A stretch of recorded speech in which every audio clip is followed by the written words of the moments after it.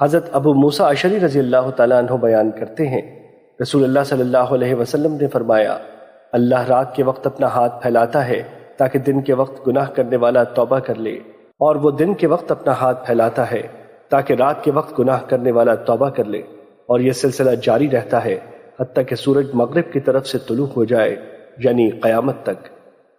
مشکوٰۃ المصابیح حدیث نمبر 2329۔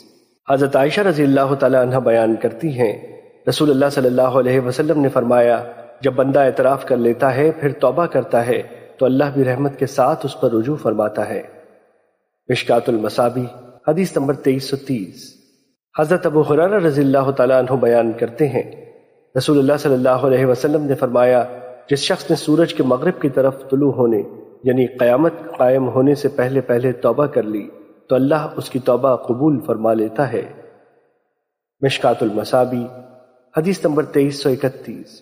حضرت انس رضی اللہ تعالیٰ عنہ بیان کرتے ہیں، رسول اللہ صلی اللہ علیہ وسلم نے فرمایا، اللہ اپنے بندے کی توبہ سے جب وہ اس کے حضور توبہ کرتا ہے اس شخص سے بھی زیادہ خوش ہوتا ہے جس کی سواری کسی جنگل بیاباں میں اس سے دور بھاگ گئی ہو، جبکہ اس کے کھانے پینے کا سامان بھی اس پر تھا۔ وہ اس سواری سے مایوس ہو کر ایک درخت کے سائے تلے لیٹ گیا، کیونکہ وہ اپنی سواری سے تو مایوس ہو چکا تھا۔ وہ اسی کرب میں تھا کہ اچانک دیکھتا ہے کہ سواری اس کے پاس کھڑی ہے۔